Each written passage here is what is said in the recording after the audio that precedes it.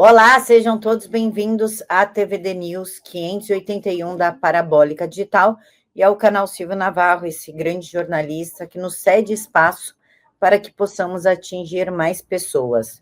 Hoje eu recebo a Diana Sampaio, ela que tem 46 anos, tem pós-graduação e vamos falar sobre inclusão e neurodivergência para vocês verem que não é nada tão, meu Deus do céu, meu filho é neurodivergente, e agora? E agora que temos uma pós-graduada que não tinha nem expectativa de falar, que já morou até fora do país. Diana, muito obrigada por aceitar falar conosco. Oi, Camila, boa tarde a todos. Eu agradeço, aliás, nem sei em que momento vai passar. Boa tarde, boa noite, bom dia, enfim, a todos. Eu que agradeço pela oportunidade de conversar com você, a quem eu muito admiro, de longa data. E, bom, eu sou Diana Sampaio, eu moro em Salvador. Como a Mila já falou, eu tenho 46 anos, eu sou formada em Direito, agora, dia 31 de agosto, faz 23 anos que eu me formei. Eu tenho duas pós-graduações, uma em Direito do Estado e a outra em Direitos Humanos, Inclusão e Acessibilidade. Estou aguardando que saia o edital do mestrado nessa mesma linha de pesquisa que eu acabei de fazer, a segunda especialização, a despeito de ser também aquela menina que não ia vingar, né? Eu ganhei essa alcunha, na verdade, eu abracei para mim essa alcunha a título de ironia, com uma zombaria que faziam muito com a minha mãe quando eu era criança, quando eu era bebê. Bebê e criancinha pequena, na verdade, porque eu tenho uma síndrome rara. Eu costumo brincar que eu sou uma Og de Saias Tupiniquim da vida real. Alguém aí assistiu Extraordinário?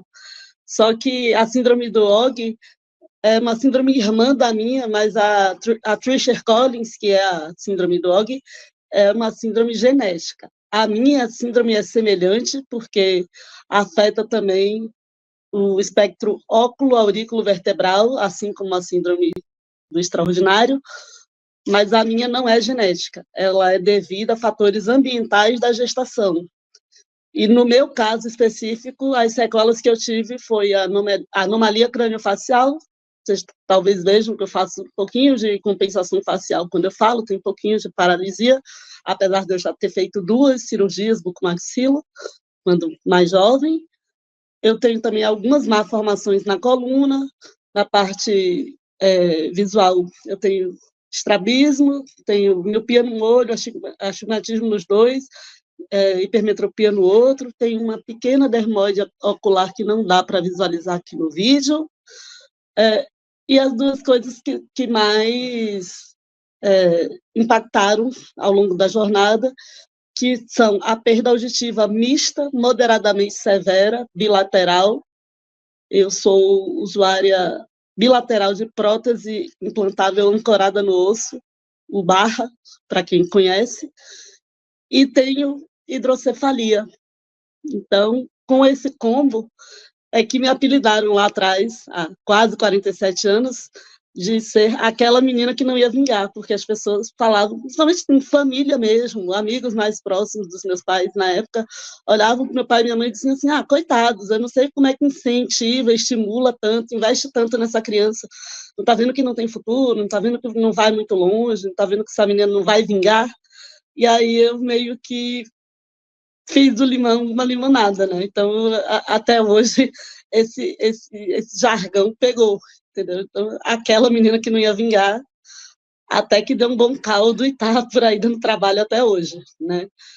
E para quem não ia vingar, eu fiz faculdade no tempo regular, passei no vestibular antes dos meus primos neurotípicos, alguns mais velhos do que eu, e perdendo no vestibular, eu passei antes do tempo, passei antes do 3º ano como treineira quando eu fiz, e fiz faculdade, fiz intercâmbio, estudei línguas, e viajei, fiz concurso para fora, morei sozinha, casei, né? Sou servidora pública há quase 22 anos, e servidora pública federal.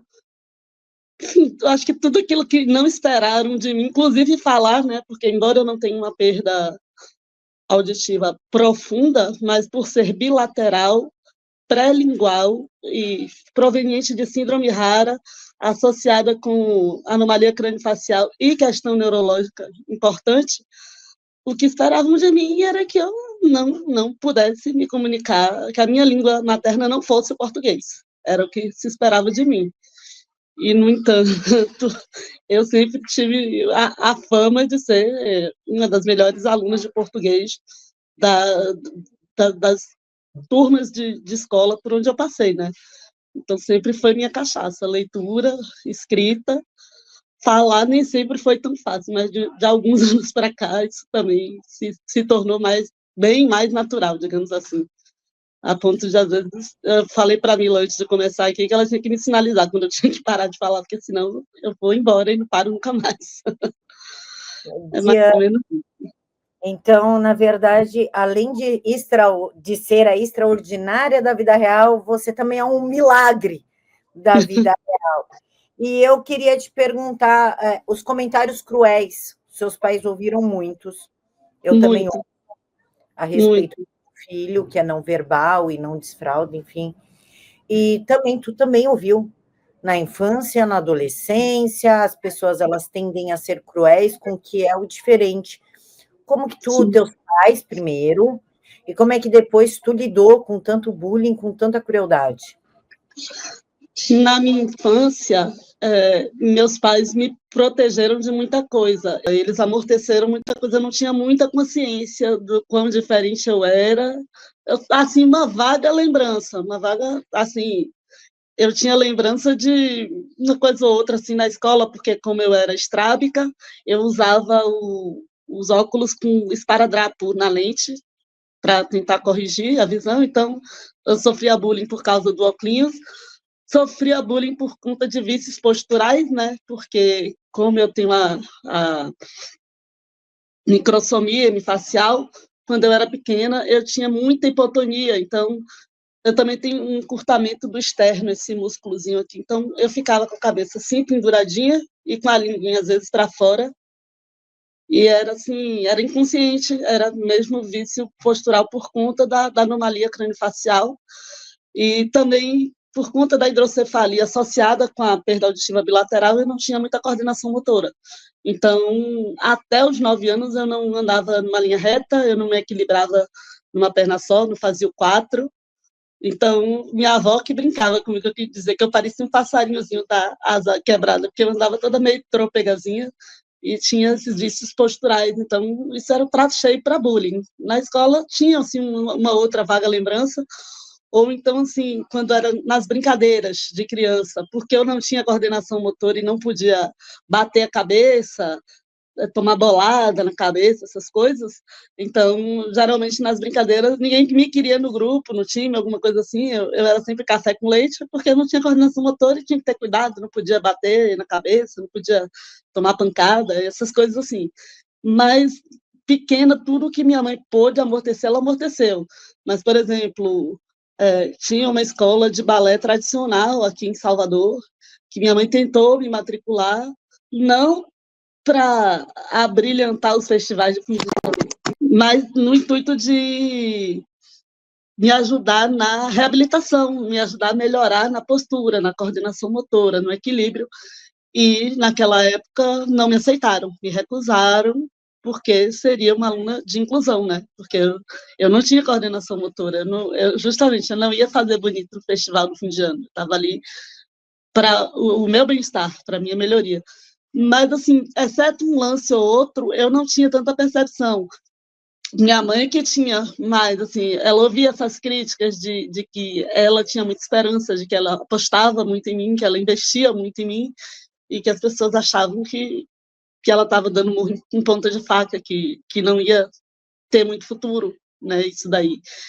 E então ela ouviu muita coisa, por exemplo, aniversário de criança. Eu não sei qual era a leitura que as pessoas faziam naquela época, eu não sei se o entendimento das pessoas era tão limitado e que eu não sei que tipo de fantasia elas alimentavam na cabeça, que às vezes, assim, as mães tiravam as crianças das rodas de brincadeira para não brincar comigo, afastavam, não sei se pensavam que eu tinha algo, não sei se alguém acreditava que síndrome era uma doença infecto-contagiosa, não sei, eu não sei o que passava pela cabeça das pessoas, mas esse tipo de coisa, quando acontecia, minha mãe procurava disfarçar, amortecer, ela que tomava pancada por mim, quando eu era criança. Mas a partir da adolescência, como eu fui sempre muito madura para a minha idade, como eu sempre contrariando as expectativas, sempre gostei de ler e escrever, sempre fui mais, assim, precoce para a idade, meio fora da caixa mesmo, em todos os sentidos. Na adolescência, ela não tinha como me proteger, porque eu percebia os olhares assim, assado, eu percebia o julgamento das pessoas, eu percebia quando eu era um fardo, quando as pessoas, às vezes, sei lá, os primos só me levavam porque a mãe obrigava, coisa do gênero, eu percebia. E na época da adolescência é que ficou muito latente uma timidez. Aí foi a época que eu voltei a usar aparelho auditivo, porque quando eu era criança, eu dos 8 aos 15 anos de idade, eu não usei nenhum aparelho, porque o implante que eu uso atualmente, eu só fiz um lado em 2009 e outro lado em 2010. Então, minha infância e início de idade adulta não foi implantada. Quando eu fiz intercâmbio, eu não era implantada. Foi na força do ódio mesmo, Deus sabe como. Então, eu não era implantada. E dos 8 aos 15, na escola, eu não usava nenhum auxílio. Eu só sentava na frente e fazia leitura labial. E mesmo assim, eu era excelente aluna. Só que, a partir da adolescência, o fato de ter a perda auditiva não reabilitada começou a impactar muito mais na parte de socialização, de relacionamento, assim, os cochichos e bochichos da adolescência, né? Você ficava deslocada, né? Quando você não pegava as coisas no ar, assim, quando você não podia ouvir uma fofoquinha, uma coisa assim. Então, eu acabava ficando deslocada. E também foi na época da adolescência que a questão da anomalia craniofacial gritou muito dentro de mim. E, por vezes, a questão da anomalia craniofacial era o que mais me gerava trauma naquela época, porque eu realmente me sentia muito patinho feio, eu realmente me sentia uma estranha no ninho, eu me sentia muito fora de contexto, eu me sentia muito diferente na maioria das pessoas, e, primeiro, eu era a única neurodivergente, a única sindrômica, a única hidrocefálica ou com alguma deficiência na minha família. Eu tinha somente um tio que era cadeirante, porém ele teve deficiência adquirida, proveniente de um acidente de carro, então ele era uma pessoa típica, ele não nasceu com alguma condição como eu, e de resto era só eu, e eu sou filha de Miss. Então, aí você fala, por que eu vim nascer patinho feio dentro desse contexto, né? Então, eu tinha muito trauma disso, muito complexo, e foi uma trajetória muito longa de ir dissipando tudo isso, mas, assim, ao longo do tempo, e uma trajetória que eu considero muito especial e significativa para mim, eu posso dizer que esse peso foi ressignificado. Mas, assim, na minha adolescência foi uma época muito difícil, porque eu já não tinha uma condição que minha mãe pudesse me proteger. Eu pegava as coisas. E, ao mesmo tempo, eu não tinha amadurecimento e background para fazer com que aquilo revertesse a meu favor. Eu não tinha uma autoestima suficientemente consolidada para fazer uma limonada ou uma caipirosca desse limão, desse meio limão. Então, a época da adolescência foi a mais complicada, porque era bem difícil de lidar com essas questões aí de bullying, e, sobretudo, muitas vezes, de autoaceitação, porque nessa época eu tinha tanto complexo de fatinho feio, que, às vezes, se o julgamento não viesse de fora, vinha de mim mesma. Aí eu achava que eu não era boa o suficiente, e eu achava que as pessoas estavam julgando mesmo, ainda que elas não estivessem. e foi um longo processo, uma longa jornada para fazer as pazes comigo mesma. Foi, foi um longo trajeto mesmo. E como é que foi fazer as pazes consigo mesma? Porque muitas pessoas típicas passam pelo mesmo processo, sofrem bullying, só que elas acabam desistindo da vida, elas acabam criando grandes traumas, mas tu não, tu casou, foi morar fora do país, morou sozinha, é pós-graduada, trabalha com um monte de coisa. Como é que foi essa superação? Bom, primeiro eu comecei a fazer terapia ainda na adolescência. E aí, quando eu entrei na faculdade, eu comecei a fazer amigos. Eu tenho um primo que morou comigo, que é filho do irmão mais velho da minha mãe e é afilhado da minha mãe. Então, quando ele veio do interior fazer vestibular e faculdade, ele morou lá em casa. Então, ele é o irmão mais velho que eu não tive, porque eu sou a mais velha entre as minhas duas irmãs. Somos 3 meninas e eu sou a mais velha. Então, ele foi o irmão mais velho que eu não tive e ele me acolheu muito. Na época ele fazia cursinho, ele me entrosou entre os amigos dele, as minhas primas, irmãs dele, que ainda moravam no interior na época, vinham para cá nas férias, ficavam lá com a gente saía. Então, foi a época que eu fui desabrochando. Mas, ainda assim, era uma coisa bem lenta. Aí, quando eu estava na faculdade, do segundo para o terceiro semestre, eu tranquei a faculdade e fui fazer intercâmbio. E aí foi um primeiro contato comigo mesmo, assim, no sentido de eu dou conta de mim, eu sou capaz. E eu conservo amizades ainda desse tempo, dessa época. E tanto que quando eu tranquei a faculdade, quando eu voltei, eu passei a fazer parte de uma outra turma, de um outro semestre do curso.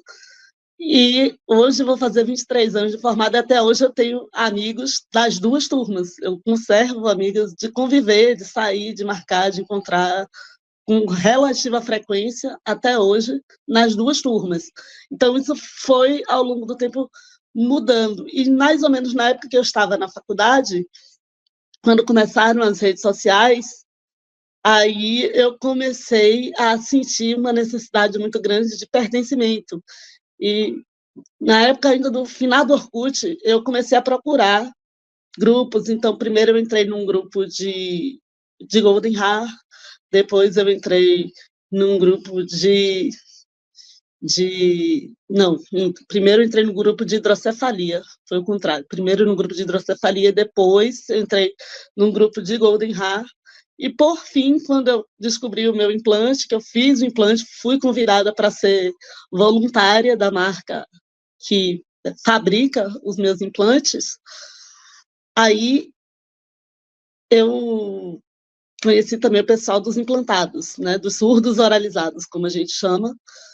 Então, aí eu fui me entrosando. E esse começo foi, assim, muito surpreendente e confuso para mim, porque no início eu entrava numa comunidade daquelas e deixava um depoimento e, assim, chovia recado de mãe para mim, sabe? Assim, porque era muito pouco comum naquele tempo, há mais de 20 anos, que as pessoas adultas que tivessem alguma neurodivergência, alguma síndrome, alguma deficiência que fosse, chegassem ali para dar um depoimento. Na maioria eram mães, pais, avós, tias, madrinhas, querendo descobrir alguma coisa, um caminho para uma criança que tinha acabado de chegar.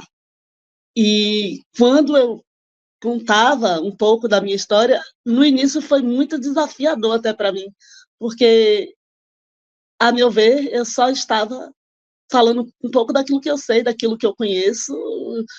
Eu não estava criando, eu não estava inventando, eu não estava aumentando nada, eu só estava falando daquilo que é a única história que eu conheço, é a única história que eu sei contar. E, às vezes, aquilo para alguém era uma coisa que fazia uma diferença tão grande, eu dizia, mas, meu Deus, eu não fiz nada. Eu falei meia dúzia de bobagem aqui, e assim, eu não inventava, eu não floreava também. Quando eu entrava naqueles grupos, principalmente lá atrás, no início, eu desabafava mesmo, eu falava, eu tinha maior complexo de patinho feio, eu não namorava, eu não era casada, eu achava que eu ia morrer só, eu tinha maior complexo, então eu não floreava também, eu não tentava fingir para as pessoas que eu era melhor do que aquilo que eu era de fato, entendeu? E às vezes o simples fato de dizer que eu estava viva até hoje, que eu tinha uma vida funcional, que eu tinha um trabalho, que eu passei num concurso, enfim.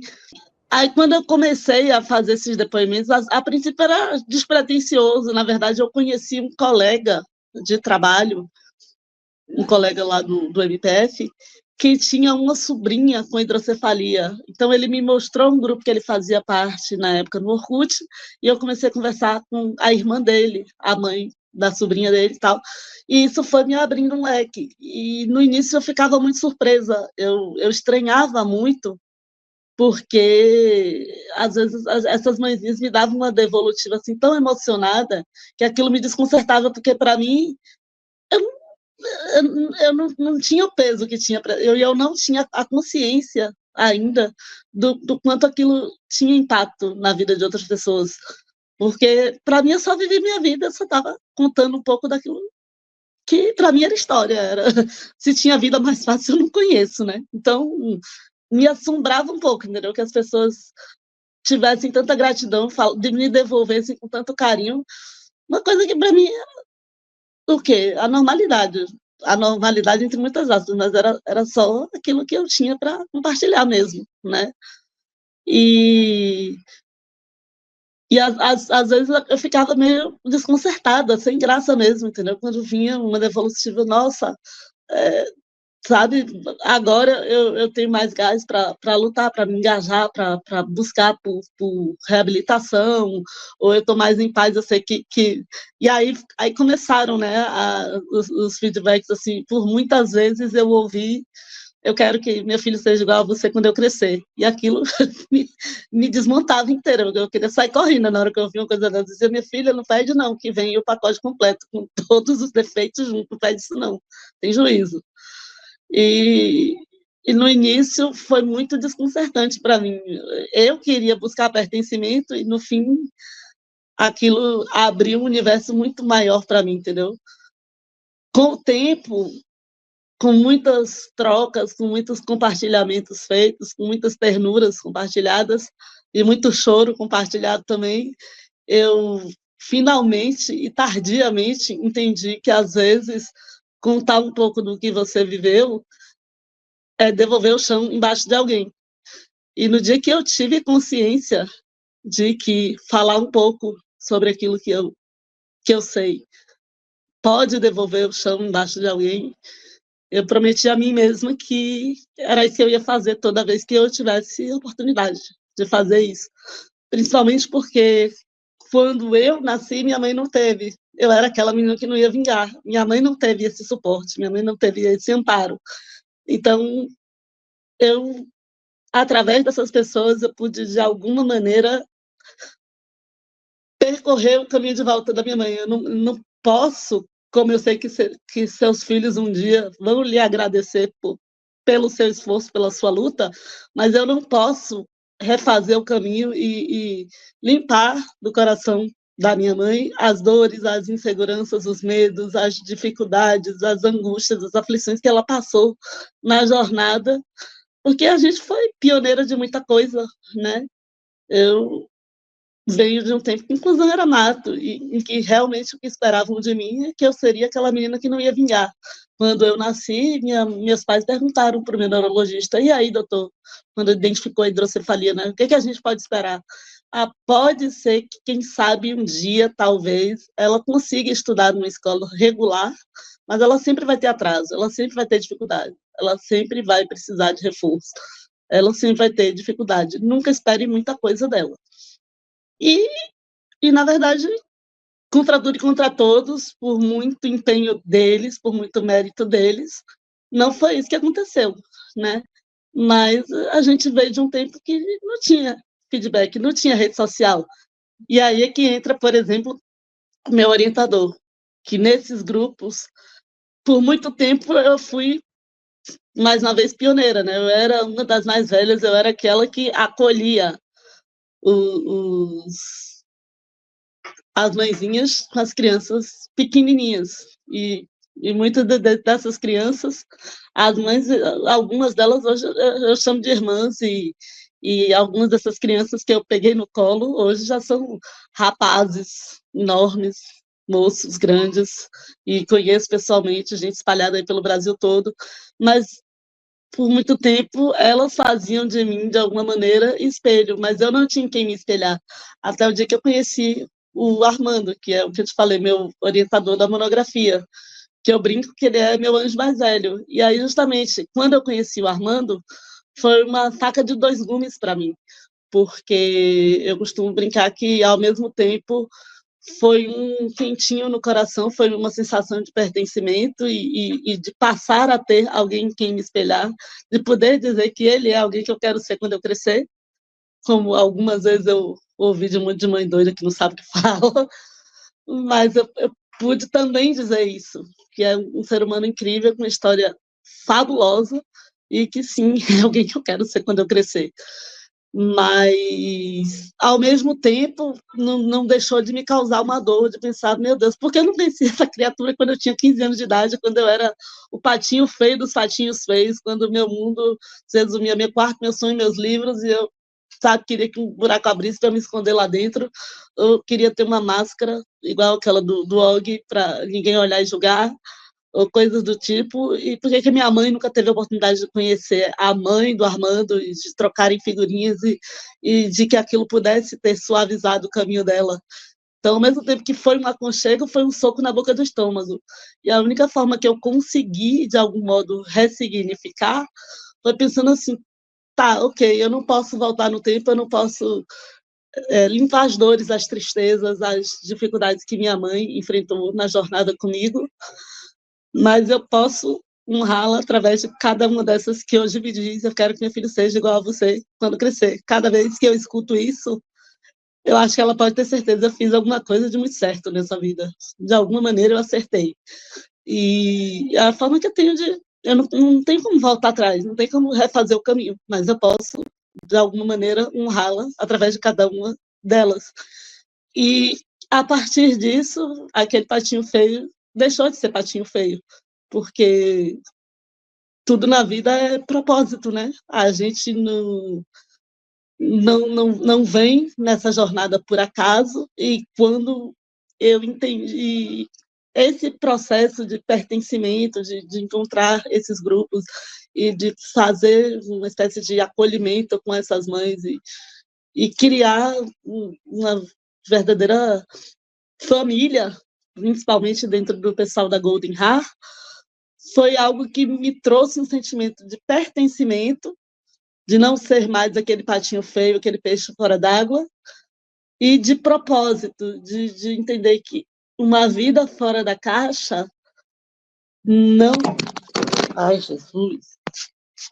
Me trouxe esse sentimento de pertencimento no sentido de que uma vida fora da caixa não pode... Acho que Deus é um ser muito supremo, muito inteligente, e seria um desperdício muito grande de energia ele, ele gastar tanto empenho, tanta energia com alguém insignificante como eu, se a minha experiência só servisse para autoconhecimento ou crescimento espiritual para mim e para meia dúzia de pessoas do meu círculo mais próximo.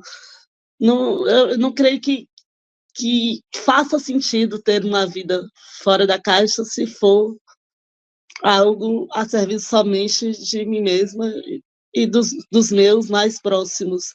Então, eu entendi que de alguma forma tinha propósito em ter uma vida fora da caixa, não era sem porquê. E, primeiro, essa vida fora da caixa me trouxe as melhores pessoas que eu tenho na vida e que talvez eu jamais conhecesse se eu não tivesse essa ligação com essas pessoas, se eu não tivesse essa afinidade, vamos dizer, de ter esse liame com essas pessoas. Primeiramente, isso. E segundo, ai, o telefone aqui me desconcentrou. Ai, o telefone caiu de novo, maluquice. Então, assim, essa, o fato de entender que uma jornada como essa, de ser fora da caixa, me trouxe as melhores pessoas que eu tenho na vida, que eu não encontraria essas pessoas em um outro contexto de vida, me trouxe muita aceitação, muito entendimento. Então, aquele patinho feio, aquele ser que às vezes pedia licença para ser e existir no mundo, parou de pedir licença. Eu passei muitos anos da minha vida querendo ser, gastando toda a minha energia em querer ser igual a todo mundo. Muitos anos da minha vida, tudo que eu mais quis foi ser igual a todo mundo. E esse processo que eu acabei de relatar foi transformador no sentido de eu entender que a minha singularidade, o fato de eu ser fora da caixa, era exatamente o melhor que eu tinha comigo, era o que me trouxe as melhores experiências, as mais ricas, o que me trouxe as melhores pessoas. Então, isso me fez, de fato, fazer as pazes comigo mesma e me sentir em paz, me sentir confortável na minha pele, do auge de todas as minhas imperfeições, mas confortável e sentindo que não era em vão, que não era sem propósito.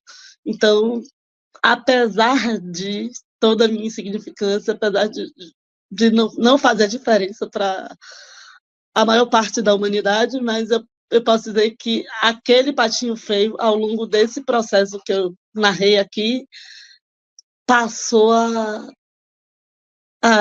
fazer parte do seleto grupo daquelas pessoas que, entre não sei quantos bilhões de seres humanos nesse planeta, quando acordam todos os dias, não se perguntam o que eu estou fazendo aqui. E isso não me torna especial nem melhor do que ninguém, mas do alto da minha insignificância para o universo, para todo mundo, mas dentro do meu micromundinho, daquilo que eu me proponho a ser e a fazer, dentro da minha realidade, eu sei que eu tenho um propósito, eu sei que eu não estou passando pela vida em vão, eu sei que o simples fato de compartilhar, como eu estou fazendo aqui hoje, pode fazer. Hoje eu tenho essa consciência, hoje eu não faço inocentemente, eu tenho consciência de que pode devolver o chão embaixo de alguém. Então eu faço com propósito, eu faço por querer e porque isso me salvou de mim mesma, mais de uma vez nessa vida. Então, basicamente foi essa longa trajetória aí de apaziguamento interno. Perfeito. Diz, tu falou em fatores ambientais. Você tem duas irmãs, contigo são três meninas, mas só tu é atípica. Uhum, exatamente. Quais foram esses fatores ambientais? Não se sabe ao certo, Mila, porque a síndrome não foi suficientemente estudada ainda. Isso é o que eles falam nos livros, nos artigos, genericamente, fatores ambientais da gestação. Por alguma razão, é, a região da face deixa de receber suficiente irrigação durante a gestação, e isso causa algumas anomalias, e é uma síndrome multifatorial. Então, às vezes, vai acometer mais alguma função ou outra, às vezes vai ser de grau leve, às vezes vai ser de grau moderado, às vezes vai ser de grau severo. Então, como eu te falei por áudio antes, tem gente que nem vai ter caracterizada uma deficiência, mas caracteriza a síndrome porque pode ter, por exemplo, 3 sinais leves da síndrome. Pode ter uma dermose ocular, um apêndice auricular e uma leve assimetria facial que não comprometa a função. Se juntar esses 3 fatores, já caracteriza a síndrome de uma forma leve, mesmo que você não chegue a ter nenhuma deficiência, mesmo que seja só uma questão estética, mas por ter 3 fatores somados, pode caracterizar a síndrome, ainda que não comprometa nenhuma função. E, de outra forma, pode ser também que seja um acometimento moderado, como é o meu, que tenho perda auditiva, que tenho mobilidade reduzida por conta da coluna, embora eu ande, mas tenho algumas limitações de movimento, e tenho a hidrocefalia, tenho anomalia craniofacial. No meu caso, se consideraria que seja moderada a manifestação da síndrome. mas existem também manifestações severas. Existe gente que tem cardiopatia muito severa, existe criança com anomalia craniofacial muito severa, existe criança com deficiência intelectual, existe criança com autismo severo. Então, existem graus, e já houve casos na família Goldenhar de óbito em decorrência de complicações, de sequelas graves da Goldenhar. Não é o mais comum. A nossa síndrome geralmente é coisa que precisa de reabilitação, vai fazer cirurgia, vai fazer fono, vai fazer físio, vai fazer TO e vai se reabilitando. Em geral, na maioria dos casos. Mas sim, existem casos severos, a gente já perdeu crianças. Agora, o que seriam esses fatores ambientais não se tem achado suficiente. Inclusive, tem até divergência. Tem gente que fala que tem um ou outro que fala que a minha síndrome poderia ser genética, mas isso não é unânime. A maioria realmente diz que não é genética, que é fatores ambientais da gestação. Inclusive, realmente, tem muitos amigos com Goldenhar que tiveram filhos todos saudáveis, todos típicos. Minha mãe realmente só teve a mim com a síndrome, minhas duas irmãs típicas, perfeitamente normais. E assim, eu não conheço nenhum caso. Se tem algum caso que depois se comprovou que tinha um fator genético, quando vai apurar direitinho, se fizer o exoma, vai saber que era falso diagnóstico de Goldenhar, que na verdade era, sei lá, Treacher-Collins ou alguma outra síndrome semelhante, e que sim é genética. Mas a minha síndrome, o diagnóstico dela é por exclusão, entendeu? Você vai no geneticista para fazer exames e descartar as outras, não sendo nenhuma outra síndrome do mesmo espectro, aí acaba sendo caracterizado como Goldenhar, porque ela realmente é uma síndrome por exclusão, e acaba que ela não é muito pesquisada por conta disso, entendeu? Você é pós-graduada em inclusão, né? Dentre tantas coisas, inclusão. Se na sua época, porque eu sou uma mãe atípica, né? Tenho 2 filhos neurodivergentes, com neurodivergências diferentes, e luto por uma sala especial para eles. Primeiro, por identificação, segundo, por aprendizagem, e terceiro, para evitar o bullying. Se na sua época tivesse uma sala especial, para ti seria melhor? E a minha outra pergunta é: o Brasil faz a verdadeira inclusão? Bom, fazer a verdadeira inclusão eu tenho certeza que não faz. Eu tenho certeza absoluta disso. E eu digo assim, que no meu caso específico, talvez escola especial não faria sentido por aquelas questões que eu abordo no meu TCC, porque eu sou uma defensora ferrenha dos surdos oralizados, ou, na pior das hipóteses, do direito de escolha da família, né? E o que existe é uma interferência do grupinho extremado, de extrema esquerda, denominado cultura surda, de dizer que se você nasceu com uma deficiência auditiva, a sua língua natural, a sua língua materna é Libras. Aí existe o discurso do doutrinador lá do arco-íris do nada, existe Naninha, que é aquela que, quando reencontrou a ex-professora de física, antiga professora de física na rede social, quase 20 anos depois de formado na escola, qual era a lembrança da tia? Ela lembra da prova de física que eu fiz com ela, que eu resolvi uma questão. Ai, que eu resolvi uma. Socorro! Peraí, o trem sumiu aqui. Voltei? Estou aqui. A lembrança da minha professora de física era de que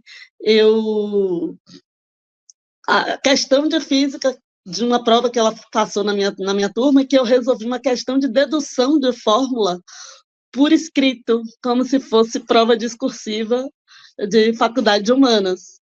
E aí ela disse que ela não pôde zerar a minha questão, porque ela entendeu o meu raciocínio e tinha lógica. Aí onde eu quero chegar com isso? Se até aquilo que até mesmo para vocês ouvintes, ordinariamente se exprime em símbolos ou sinais, o meu cérebro surdo e hidrocefálico tem necessidade de expor em palavras, quem é o doutrinador militante lá que vai querer me botar na caixinha? Não, não caibo, sinto muito, me recuso. Eu vim aqui para contrariar, sou essa, entendeu? Então, assim, o que eu acredito é que não pode haver uma imposição. Eu acredito que tem casos que sim, com pequenas adaptações. No meu caso, acho que teria feito muita diferença um trabalho precoce de intervenção psicoterápica, sabe? Um trabalho muito precoce de intervenção na minha autoestima. Isso teria feito mais diferença, teria me livrado de algumas coisas. E realmente um viés mais voltado para inclusão na escola, que naquela época não tinha tanto essa pegada. Mas eu não sou a favor, assim como você, da inclusão a qualquer custo, em todos os casos. Eu acho que, por exemplo, para uma criança não verbal, como o Matheus, e se tiver, por exemplo, sensibilidade à aglomeração, esse tipo de coisa, é um ambiente extremamente estressor, que vai gerar gatilho, que vai gerar crise, e, ao mesmo tempo, para as crianças típicas, você ter que gerar uma contenção para não disparar a crise no amiguinho, também é uma judia. Enfim, sofre ele, sofre as outras crianças, mas, ao mesmo tempo, eu respeito o direito de escolha das famílias. Eu acho que a família é que tem que escolher dentro de cada vertente, até porque existem graus nas deficiências, e sim, existem formas de progredir, e também acredito na permeabilidade, assim, também você pode ter uma criança que comece na escola especial porque tenha necessidades muito específicas que vão ser melhor trabalhadas na escola especial e que em um determinado momento tenha um avanço de desenvolvimento e possa se integrar na escola regular também, mas eu acredito que essa escolha não deve estar na mão do Estado, e sim na mão da família e dos profissionais nos quais a família confia para indicar o melhor direcionamento para aquela criança. Mas, infelizmente, por exemplo, no que me diz respeito sobre, principalmente, crianças surdas, existem muitas crianças, e aí, inclusive, principalmente no âmbito público, e que gera, inclusive, malversação de recursos públicos, porque você vê muita criança que é implantada pelo SUS, que faz implante coclear, que é uma tecnologia cara que a gente paga com o imposto da gente, e que aí depois vai para a escola pública e chega lá o professorzinho militante e, assim, a criança faz fono para falar e chega na escola, é proibida de falar, é obrigada a sinalizar, é obrigada a aceitar um intérprete de Libras, e desaprende a falar, para de falar, não aprende o português escrito e vai virar escravo de um intérprete de Libras. Entendeu? Uma coisa é uma criança que tem uma limitação, uma condição neurológica grave associada, uma coisa é uma criança que realmente não teve indicação de implante, não pôde implantar, ou uma coisa é uma criança que é fruto de uma família de berço de cultura surda, que ela vai ter que ser adaptada dentro da Libras, porque ela precisa ter uma comunicação direta com os entes familiares dela. Isso é um contexto. Outra coisa é você pegar uma criança reabilitada, uma criança que os pais são ouvintes, que a família é ouvinte, que a família decidiu reabilitar, que a criança ouve, que a criança gosta de ouvir, que a criança fala, que a criança quer falar, e você pegar, desligar o aparelho daquela criança, aparelho que a gente, contribuinte, pagou para botar no ouvido daquela criança, a fono que a gente pagou para aquela criança ser reabilitada, que a família quer que a criança escute e fale, e você pega essa criança e tira o aparelho, ou constrange, obriga a parar de falar. Não, a gente tem relatos mil, relato de criança que apanha, relato de criança que joga o aparelho no lixo, relato de professor e coordenador que não se dirige à criança, que não se reporta à criança se ela oralizar, se ela tentar verbalizar, se ela gesticular qualquer coisa, porque gesticular não é sinalizar. qualquer gesto a esmo não é sinalizar, não é Libras. Mas eles preferem que a criança gesticule qualquer coisa desconexa a tentar oralizar, tentar falar, que é aquilo que a família está ensinando em casa a ela. Então, essa intervenção estatal, seja nesse caso que está mais próximo de mim, que eu conheço esse universo do surdo oralizado e da doutrinação ideológica da cultura surda, seja nesse particular, como em outros âmbitos, em outras deficiências, eu defendo que o pátrio poder tem que preponderar, não pode o Estado intervir e dizer, principalmente porque, no meu caso, quando eles dizem que a língua natural de todo e qualquer surdo é Libras, ele está pressupondo, na minha livre interpretação, eu acredito que se um legislador pressupõe isso, ele está, no mínimo, dizendo que eu tenho déficit cognitivo associado, porque ele está dizendo que eu sou incapaz de escrever e falar melhor do que ele, o que não é verdade, porque eu provo isso a todo momento. Então, quando vem um ouvinte dizer para mim que eu sou obrigada a acreditar que eu falo e escrevo pior que ele, que por isso eu preciso de um ouvinte para apertar a tecla SAP do mundo para mim, uma coisa é alguém que tem outra condição associada. Eu não estou falando dos casos que são necessários, de fato. Eu estou falando dos casos em que a pessoa tem total condição, que a família quer que a criança seja oralizada, que vem o Estado de cima para baixo e diz: você não pode, porque eu decidi que você precisa depender de um ouvinte, né? Porque é a questão do controle, né? Então, em relação a todas as deficiências de uma maneira geral, a minha postura é de que o Estado não pode ser detentor dessa escolha. E essa escolha, a meu ver, cabe à família. Exceto numa situação esdrúxula, numa situação que a família seja negligente, vá perder muito, embora já houve questão, eu posso te apresentar essa família, é uma família interessante para você entrevistar também, de uma criança que a família foi acionada via Ministério Público, via Promotoria da Infância, porque a criança foi implantada tardiamente. A criança, embora ouvisse e falasse, tinha atraso no vocabulário em relação a outras crianças da idade dele, mas ouvia e amava ouvir e falar, e não queria ser sinalizado, e a escola, por preguiça de fazer uma adaptação para o método oralista, para a adaptação das atividades dentro de uma concepção oralista, que é o que a família acreditava, o que a criança sentia vontade, a família foi acionada no Ministério Público pela escola, como se a família fosse negligente com a criança, porque a escola queria obrigar a criança, já com 10 anos de idade, a aprender uma língua nova do zero, que era Libras, porque era mais prático para a escola que jogasse um intérprete de Libras lá para a criança e não precisasse fazer a adaptação do vocabulário do programa para a linguagem que a criança já dominava, entendeu? Então, assim, a minha postura é essa. Eu acho que você é mãe do Matheus, você sabe se dentro do seu coração e dentro daquilo que você conhece do seu filho, se ele vai estar melhor acomodado numa escola especial ou numa escola regular, e mesmo se com o desenrolar, com as terapias, com o desenvolvimento, se em algum momento da vida vai caber a você se convencer, migrar de um sistema para outro ou não. Eu acho que só você sabe.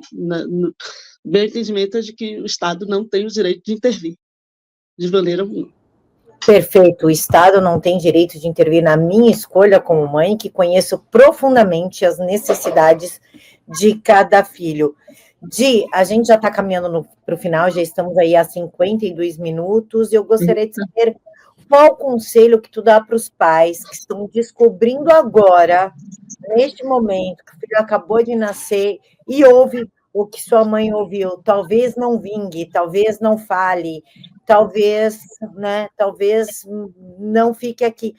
O que tu aconselha para os pais? Porque essa frase impacta muito, dói, desespera, a gente fica sem saber o que fazer.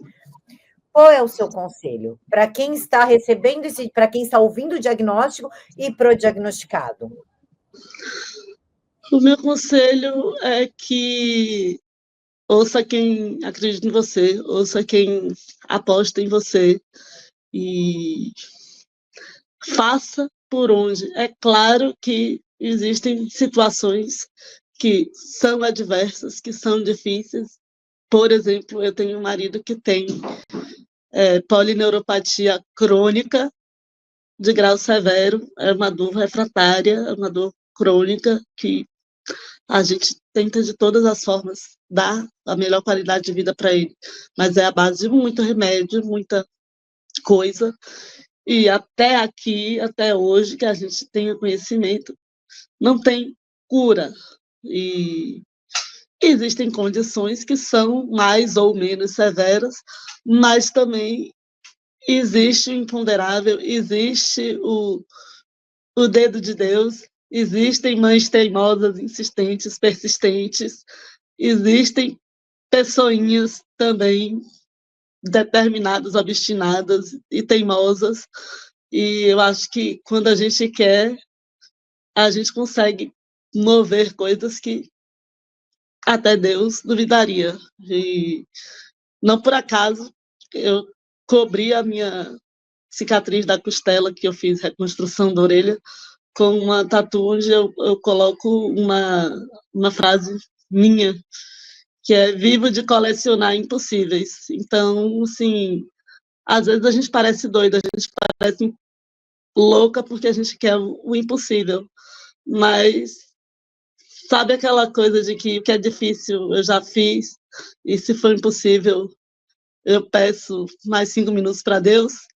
Eu sou essa, a eterna teimosa que pede mais 5 minutos para Deus, e eu sigo pedindo 5 minutos para Deus. Então, agora mesmo eu estou indo para Sampa fazer um curso, porque eu quero realmente me engajar no mundo das palestras, continuo fazendo muito voluntariado, mas quero ter também a oportunidade de fazer palestras no âmbito mais corporativo, dentro desse nicho de inclusão, de direitos humanos, etc., de acessibilidade, porque dentro dessa questão dos 5 minutos para Deus, eu continuo pedindo 5 minutos para Deus e acho que posso conseguir ter acesso, por exemplo, a tratamentos que hoje eu não consigo oferecer para o Maurício.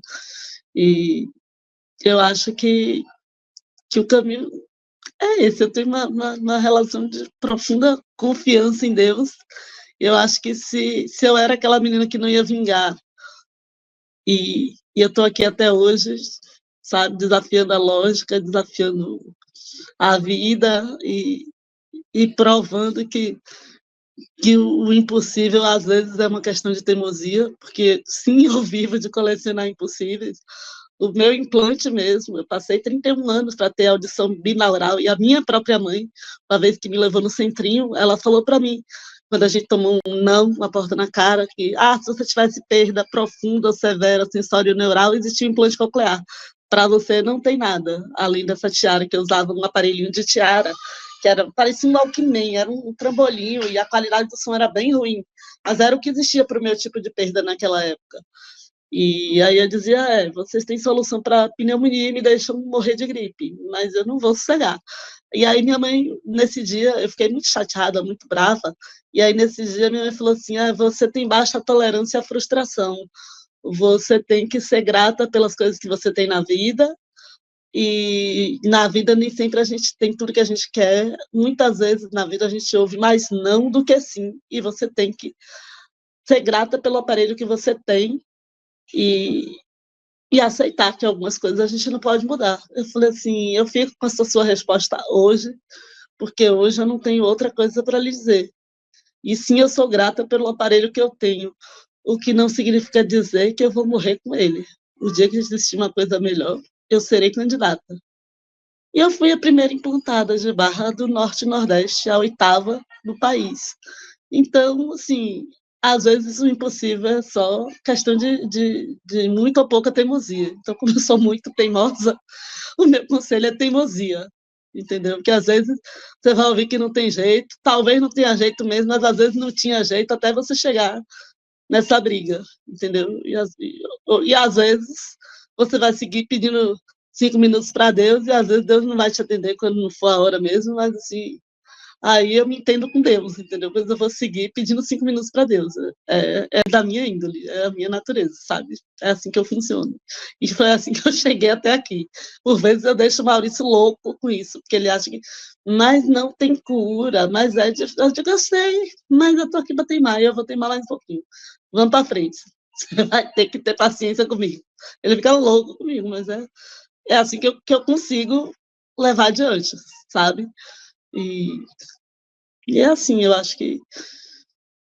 E também acredito naquela frase que diz que o amor cobre uma multidão de pecados. Então, assim, eu tenho as minhas imperfeições, tenho os meus defeitos, tenho um monte de coisa que eu não pude mudar até hoje, que eu não pude consertar até hoje, mas outras tantas que eu nunca ia mudar, que eu nunca ia melhorar, que eu nunca ia ter jeito, eu fiz por onde, e outras eu sigo tentando.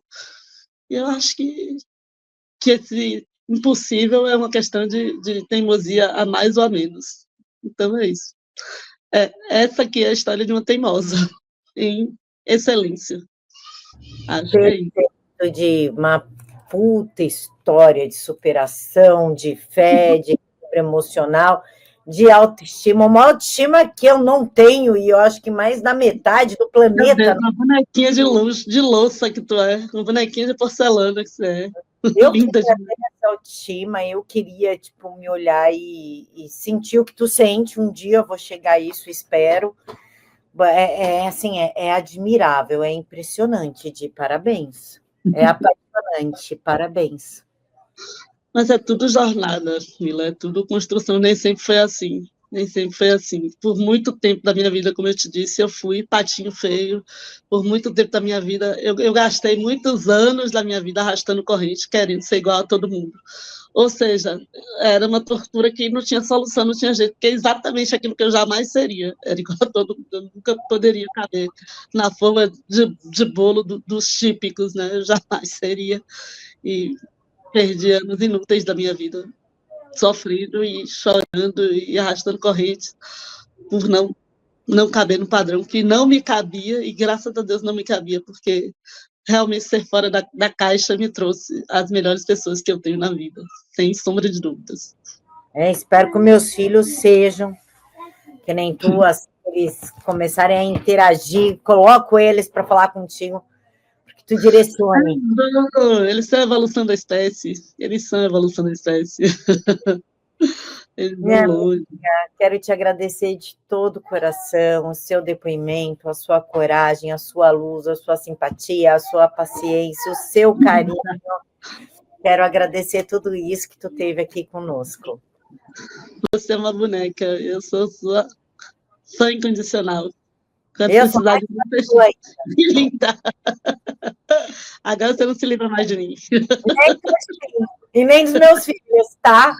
Ah, que lindo. Eles são muito fofos. Eu sou apaixonada por eles. Eles são muito lindos. São lindos demais. Pessoal que nos acompanhou até aqui, não esquece de curtir, compartilhar, se inscrever, comentar, ativar sininho para não perder as outras entrevistas, e pode cortar, pode usar material, nos marque nas suas redes sociais, que a gente vai ter um prazer imenso de repostar vocês. Fiquem todos com Deus e a gente se encontra amanhã, nesse mesmo horário. Tchau. Tchau.